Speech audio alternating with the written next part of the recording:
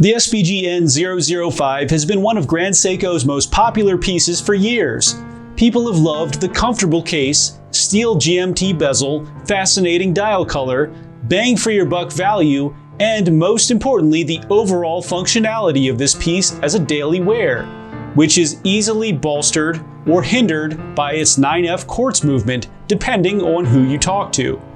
If you have loved the SBGN005, but the quartz movement just wasn't for you, now you are in luck, because Grand Seiko released a very similar automatic version called the SBGM247. Although you can get the SBGM245 variant that has an even closer color to the N005, I will be reviewing this fresh and exciting green-dialed SBGM247 to find out if these changes will make this piece jump onto your watch list.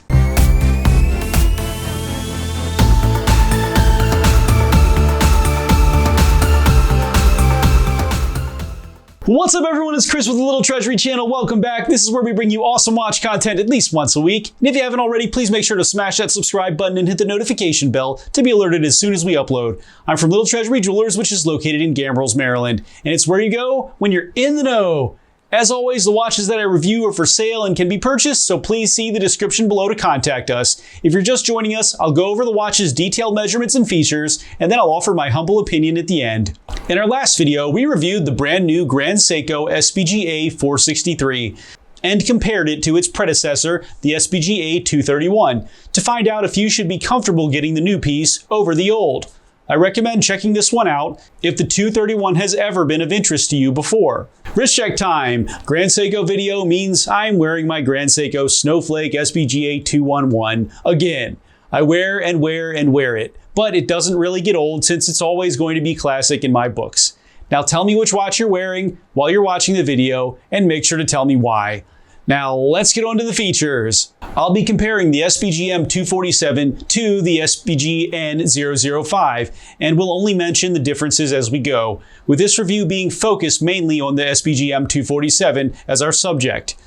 The SBGM247 has a 40.1mm case width, a 14.6mm thickness, a 48.3mm lug-to-lug, a 19.7mm lug width, and weighs in at 180.91 grams, while the SBGN005 has a 39mm case width, a 12.1mm thickness, a 45.4mm lug-to-lug, an 18.8mm lug width, and weighs in at 148.76 grams.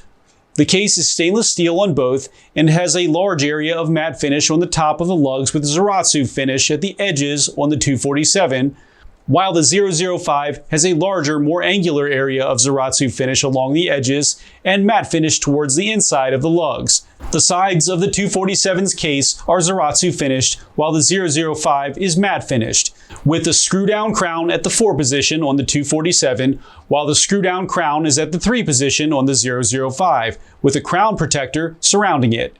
The bezel is in stainless steel with black even numerals for the GMT time. It is stationary and doesn't rotate. It is thicker on the 247 than it is on the 005. The dial is green and has a striking sunburst pattern. The indices are rectangular and are high polished with more wedge-shaped indices for the 12, 3, 6, and 9, which also only have lume. The 005 will have lume on all indices, but since the date is at the 3, it's missing a marker there.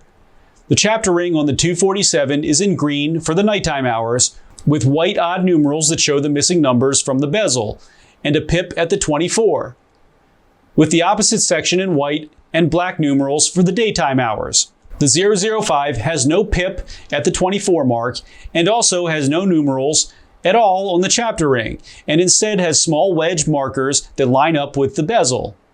Grand Seiko can be found at the top middle portion in silver, and an applied GS logo is above it. The hour and minute hands are Dauphine style with chopped off tips with a simple line second hand and orange GMT hand. The 005 has Dauphine style hour and minute hands that are smaller with pointed tips, a smaller second hand, but a smaller arrow on the GMT hand. The date window on the 247 is at the 4 position and has a silver frame with a textured silver background and black numerals. while the 005 has a date at the 3 position with a white background and black numerals. Automatic can be found in silver at the lower middle portion and GMT below it in orange in a more bold font than on the 005. Loom can be found on the hour, minute, and GMT hands at the pip above the 12 and on the 12, 3, 6, and 9 markers, while the 005 will have each indice loomed but smaller areas on the hour, minute, and GMT hands and no pip above the 12. The case back is closed on both, and on the 247 it has the Grand Seiko Lion logo in the center. The movement on the SBGM247 is the 9S66 caliber, which is Grand Seiko's automatic 28,800 beat per hour mechanism. It has a 72-hour power reserve and is accurate to between gaining 5 and losing 3 seconds per day.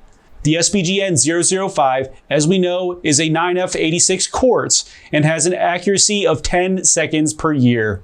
Both bracelets are matte finished and in 3-link style, while the 247 has a folding clasp with the GS logo and 4 clicks of spring bar micro adjust. The 005 has a lower profile clasp but no micro adjust. The SBGM247 is 200 meter water resistant and comes in at $5,700, while the 005 is 100 meter water resistant and can be yours for $3,200. Now for my humble opinion. So when I initially decided to do this video, I thought that these watches were extremely similar, but actually I learned that they really have many subtle differences. I don't think that there is really a correct answer here for which one is better exactly. And had they put a spring drive into the 247 instead of the 9S caliber, I think the answer would be a bit more clear. The sizes are very similar and both look great on my 6.5-inch wrist, but the 247 is clearly a bit taller.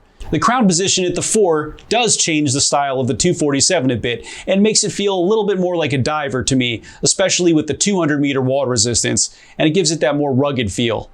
The color could be a decision-making factor here, since this green and orange combo is only available on the 247, while you can get the same color as the 005 with the 245. I think that this will really boil down to, are you comfortable with a quartz? Or would you never pay $3,200 for a quartz? Or maybe you love the style of the 005 and just couldn't do a quartz. In those cases, the 247 is for you. Otherwise, if you want a small, sleek package and don't want to touch your watch, the quartz 005 could be the way to go. But either way, both of these pieces will be fantastic daily wears and perfect travel companions. Thanks for watching today, everyone. I really hope that you enjoyed the video, and if you did, please make sure to smash that subscribe button, give this video a like, and of course share it with all of your friends and your family too. I look forward to seeing you next video.